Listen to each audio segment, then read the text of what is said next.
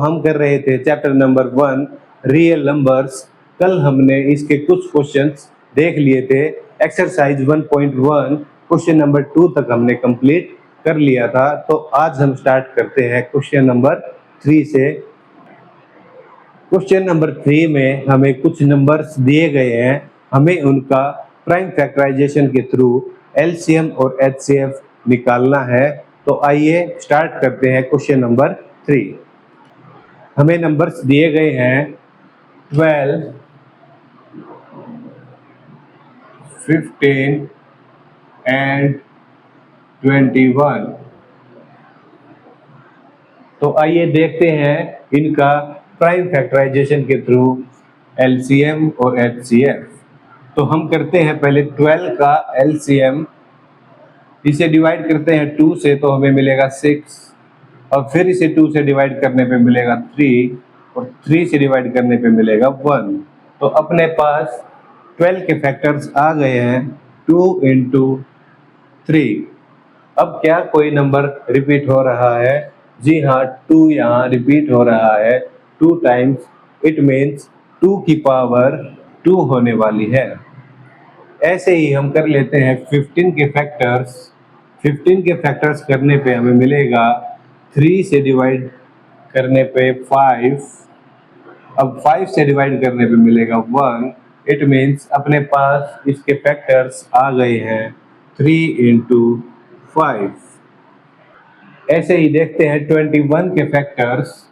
21 के फैक्टर्स करने पे हमें मिलता है 3 से इसको काटेंगे तो हमें मिलेगा 7, और 7 से काटने पे मिलेगा 1। तो इसके फैक्टर्स आ गए हैं 3 इंटू 7। अब 12 को लिखा जा सकता है 2 की पावर 2 इंटू 3। ऐसे ही 15 को हम लिखेंगे 3 इंटू 5, और 21 को लिखा जाएगा 7 इंटू 3। अब निकालते हैं इनका एलसीएम, और एलसीएम के लिए आपको पता है कि हमें चाहिए कॉमन फैक्टर्स। तो कॉमन फैक्टर सभी में हम देखेंगे तो हमें दिखता है कि 3 सब में कॉमन है, और 3 की पावर हर जगह हमें 1 मिल रही है। इट मीन्स कॉमन फैक्टर लिया जाएगा 3, और इसकी हाईएस्ट पावर रहेगी 1। साथ ही इसमें इंक्लूड किए जाते हैं वो सभी नंबर जो कॉमन नहीं है, तो उनको भी यहाँ लिख लेंगे इंटू 2 का स्क्वायर इंटू 5 इंटू 7। अब 3 इंटू 2 की पावर 2 होती है 4 इंटू 5 इंटू 7। अब इन सभी को मल्टीप्लाई करने के बाद हमें मिलता है 420, जो कि अपना एलसीएम हो जाएगा। एचसीएफ देख लेते हैं। एचसीएफ में हमें चाहिए होता है सिर्फ और सिर्फ कॉमन फैक्टर्स, और यहाँ कॉमन फैक्टर सिर्फ 3 है, और उसकी लोवेस्ट पावर भी हमें 1 मिल रही है। इट मीन्स 3 अपना एचसीएफ हो जाएगा। अब सेकंड पार्ट में हमें नंबर्स दिए गए हैं 17, 23 एंड 29। तो अब निकालते हैं इनका प्राइम फैक्टर्स के थ्रू एचसीएफ और एलसीएम। अब हमें देखने पे ये मिल रहा है कि ये तीनों ही नंबर्स प्राइम नंबर्स हैं। तो 17 को लिखा जा सकता है 17 इंटू 1। ऐसे ही 23 भी एक प्राइम नंबर है, तो इसे लिखा जाएगा 23 इंटू 1। और 29 भी हमें प्राइम नंबर दिया गया है, तो इसका भी फैक्टर सिर्फ 29 इंटू 1 हो सकता है, और प्राइम फैक्टर्स के तो सिर्फ यही 2 फैक्टर्स होते हैं। तो देखते हैं इनका एलसीएम, और साथ ही देखेंगे इनका एचसीएफ।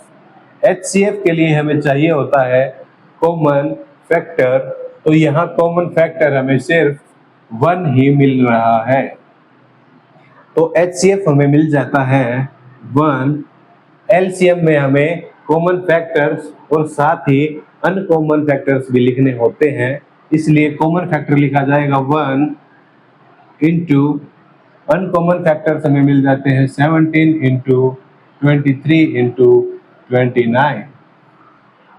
अब इन तीनों को ही आपस में मल्टीप्लाई करने पे हमें मिल जाता है अपना LCM 1133 थर्ड पार्ट में हमें कुछ नंबर्स गिवन हैं 8, 9 एंड 25।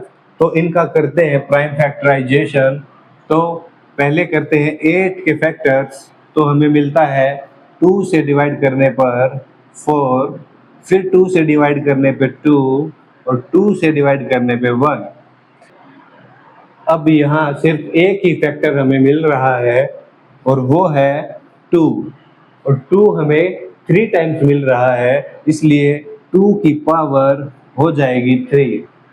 ऐसे ही अब हम 9 के फैक्टर्स करेंगे तो हमें मिलेगा 3 से डिवाइड करने पे 3 और 3 से डिवाइड करने पे 1। यहाँ भी हमें सिर्फ एक ही फैक्टर मिल रहा है 3 और उसकी पावर हो जाएगी 2, क्योंकि ये 2 टाइम्स रिपीट हो रहा है। ऐसे ही अब 25 के फैक्टर्स करने पे मिलेगा 5 से डिवाइड करने पे 5 और अगेन 5 से डिवाइड करने पे 1। यहाँ भी हमें सिंगल फैक्टर मिल रहा है जिसकी पावर हो जाएगी 2, क्योंकि ये रिपीट हो रहा है 2 टाइम्स। 8 को लिखा जा सकता है 2 की पावर 3, 9 को लिखा जाएगा 3 की पावर 2 और 25 को लिखा जाएगा 5 का स्क्वायर। अब निकाल लेते हैं इनका LCM।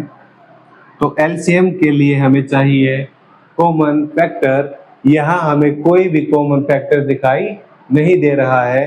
3, 2 और 5 सभी में अलग अलग फैक्टर्स हमें मिल रहे हैं।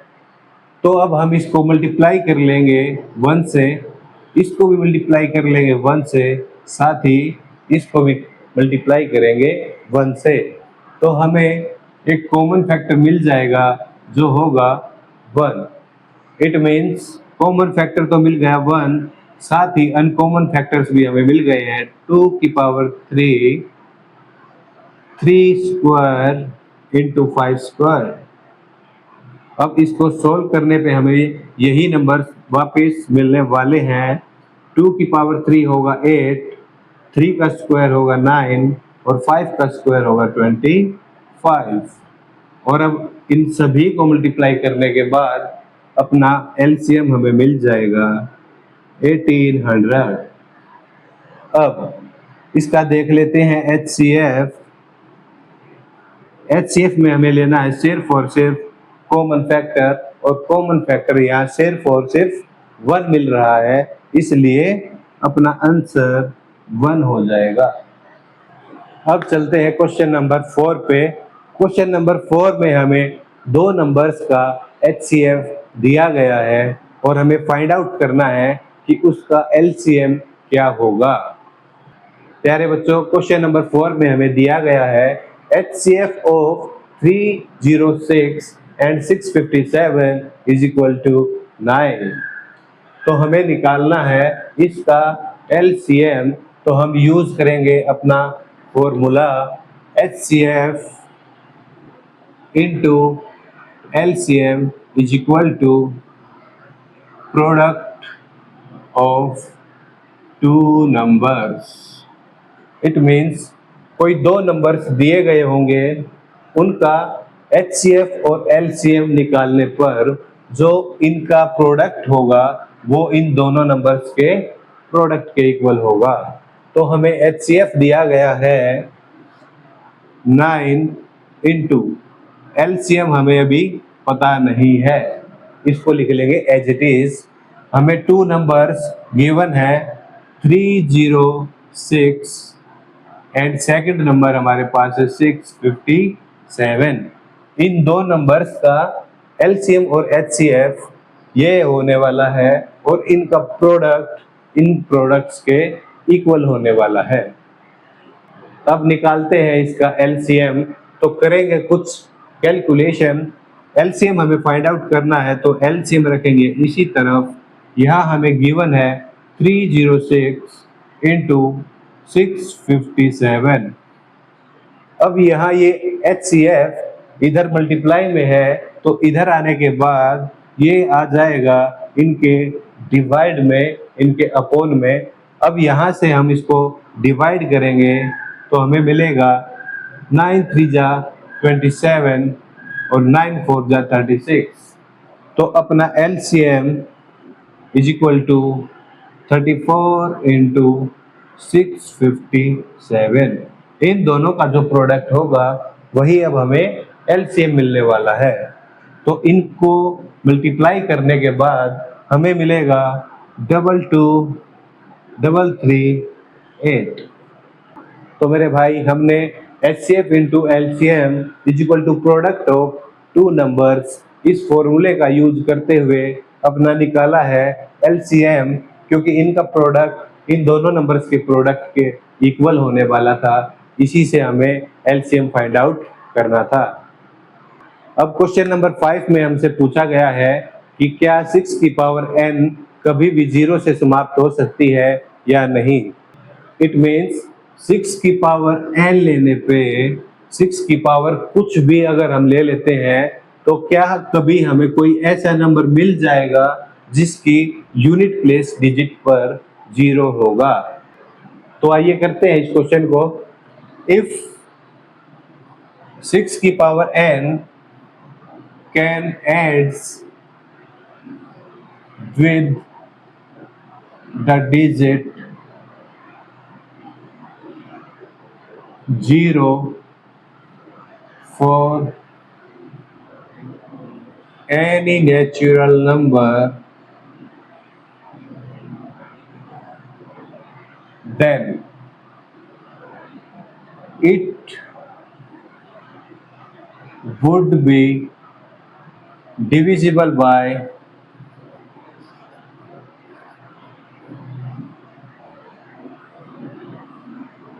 2 and 5। इसका क्या मतलब है बेटा, ये जानते हैं। अगर 6 की पावर n कभी भी ऐड कर रही होगी 0 के साथ किसी नेचुरल नंबर को उसकी पावर रखने पर, then it would be divisible by 2 and 5। अगर 6 की पावर n कभी भी ऐड कर रही होगी, खत्म हो रही होगी 0 से, तो वो डिविजिबल होगी 2 और 5 दोनों से। इसका मतलब है कि अगर हम 10 के फैक्टर्स करते हैं जिसमें हमें 0 मिलती है, तो 10 के फैक्टर्स 2 इंटू 5 होते हैं। इसका मतलब ये हुआ बेटा कि अगर किसी नंबर के पीछे लास्ट में हमें 0 मिल रही है, तो इसका मतलब उसके अंदर 2 और 5 ये दोनों ही फैक्टर्स छुपे हुए हैं। कहीं ना कहीं ये दोनों फैक्टर्स उसमें शामिल हैं। इसलिए अगर 6 की पावर n कभी भी 0 से एंड करेगी, खत्म करेगी, तो वो नंबर 2 और 5 दोनों से डिविजिबल होगा। 6 has prime factors 2 and 3। So 6 की power n never ends with 0। अब इसका मतलब क्या है बेटा, ये जानते हैं। 6 के अगर हम फैक्टर्स करते हैं तो हमें 2 इंटू 3 यही दो फैक्टर्स मिलते हैं। इसमें कभी भी 5 इंक्लूड नहीं होगा। फैक्टर्स हमेशा यही रहेंगे, इसमें 5 आता ही नहीं है। इट मीन्स 0 भी कभी इसमें नहीं आएगी। चाहे 6 की पावर कुछ भी रख ली जाए, कभी भी ऐसा नंबर हमें नहीं मिलेगा जिसके लास्ट पे, जिसकी यूनिट प्लेस डिजिट पे हमें 0 मिल रहा हो। सो 6 has prime factors of 2 and 3। सो 6 की power n never ends with 0, कभी भी 0 से समाप्त नहीं होगा। इन शॉर्ट अगर हम देखें तो 6 के फैक्टर करने पे हमें मिलते हैं 2 और 3। इसमें 5 कभी भी आता ही नहीं है। इट मीन्स इसमें 0 भी कभी आएगी नहीं। अब चलते हैं क्वेश्चन नंबर 6 पे। क्वेश्चन नंबर 6 में हमें दो नंबर्स गिवन है और हमें प्रूव करना है कि वो दोनों ही नंबर कंपोजिट नंबर्स हैं। क्वेश्चन नंबर 6 में हमें टू नंबर्स गिवन है, दिस एंड दिस, और हमें बताना है कि ये दोनों ही नंबर्स कंपोजिट नंबर्स हैं। तो आइए क्वेश्चन नंबर 6 स्टार्ट करते हैं। क्वेश्चन नंबर 6 में मैं आपको एक बात बताना चाहता हूँ, जब कोई नंबर मल्टीप्लाई में दिया गया होगा तो वो नंबर पूरी एक टर्म बन जाएगी, और अगर उसमें कहीं भी प्लस या माइनस आ जाता है तो वो अलग से एक टर्म बन जाती है, सेकंड टर्म, और दोबारा से अगर फिर कभी प्लस या माइनस आता है तो वो एक और थर्ड टर्म बन जाएगी। ऐसे ही इसमें भी नंबर्स मल्टीप्लाई में दिए गए हैं और बाद में एक नंबर दिया गया है प्लस में, इट मीन्स ये भी एक टर्म बन जाएगी और ये बन जाएगी सेकेंड टर्म। ऐसे ही इस नंबर को देखें तो यहाँ मिल जाएगी फर्स्ट टर्म, यहाँ मिल जाएगी सेकेंड टर्म। तो आइए देखते हैं इसको कैसे लिखना है। 7 इंटू 11 इंटू 13 प्लस 13। अब ये अपने पास है फर्स्ट टर्म, ये है सेकेंड टर्म। हमें देखना है कि क्या दोनों में कुछ कॉमन मिल रहा है। जी हाँ, 13 यहाँ कॉमन नंबर मिल रहा है। तो अब इसे लिखेंगे 7 इंटू 11 इंटू 13 को 13 से काटने पे मिलेगा 1, प्लस अब ये 13 भी कट जाएगा इस 13 से तो मिलेगा 1। अब इस टर्म को सॉल्व करने पे हमें मिलेगा 7 इंटू 11 77 प्लस 1। 13 अपना कॉमन बाहर है, इसलिए 13 इंटू यहाँ मिल जाएगा 78। इस दिए गए नंबर के हमें दो फैक्टर्स मिल गए हैं, 13 इंटू 78, और दो फैक्टर्स इसके ऑलरेडी होंगे, ये नंबर खुद और 1, इसलिए so this number is a composite number. तो चलिए सॉल्व करते हैं सेकंड नंबर को। अब इसमें हमें दो टर्म्स गिवन है, 7 into 6 into 5 into 4 into 3 into 2 into 1। ये अपने पास फर्स्ट टर्म प्लस 5, ये 5 हमें सेकंड टर्म गिवन है। हमें देखना है कि क्या दोनों टर्म्स में कुछ कॉमन मिल रहा है। जी हाँ, हमें 5 कॉमन मिल रहा है, उसे लिख लेंगे बाहर। इसे लिखा जाएगा 7 इंटू 6 इंटू 5 को 5 से काटने पे मिलेगा 1 into 4 into 3 into 2 into 1, plus 5 को 5 से काटने पे मिलेगा 1। तो अब इस पूरे नंबर को मल्टीप्लाई करने पे हमें मिल जाएगा 1008 प्लस 1। तो बाहर हमें मिल जाता है 5 और अंदर मिलेगा 1009। तो इस दिए गए नंबर के भी अपने पास दो फैक्टर्स आ गए हैं, 5 into 1009। So this number is also a composite number। Question number 7 में हमें एक सर्कुलर पार्क दिया गया है और दो बच्चे रवि और सोनिया इस सर्कुलर पार्क के चारों तरफ राउंड लगाना स्टार्ट करते हैं। दोनों ही सेम टाइम सेम जगह अपना राउंड स्टार्ट करते हैं, बट रवि अपना 12 मिनट्स में राउंड कंप्लीट कर लेता है, वहीं सोनिया को 18 मिनट्स लगती हैं इस राउंड को कंप्लीट करने में। तो क्वेश्चन कहता है कि इस स्पीड से चलने पर वो दोनों कितने टाइम के बाद दोबारा सेम टाइम सेम जगह मिलने वाले हैं। तो करते हैं question start. Ravi takes time to complete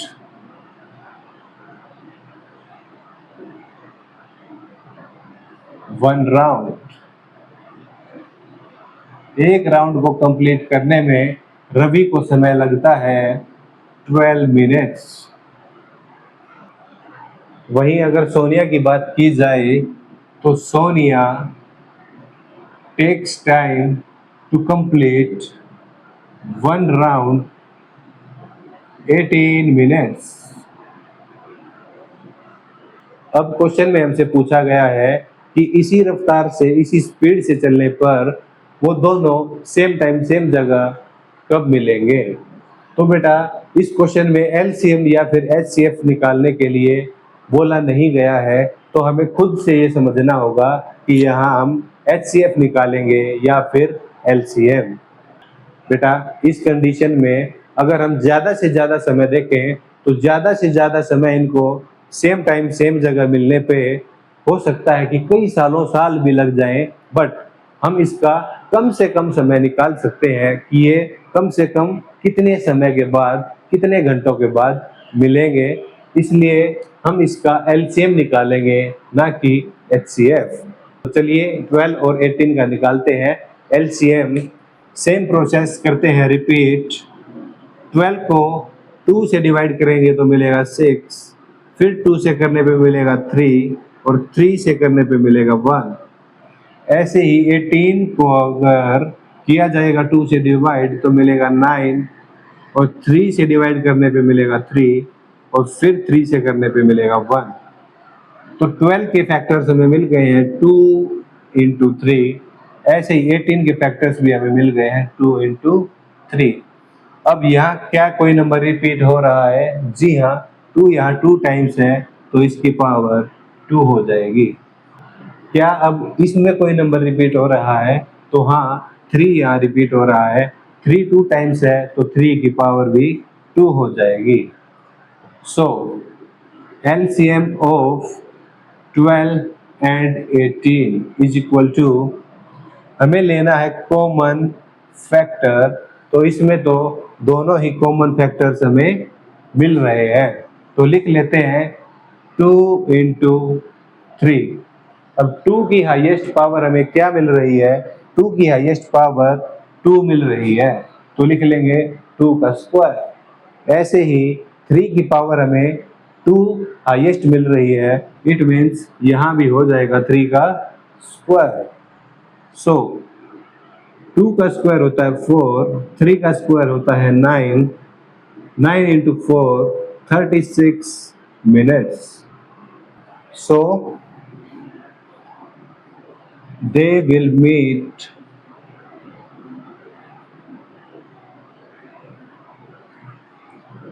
at same point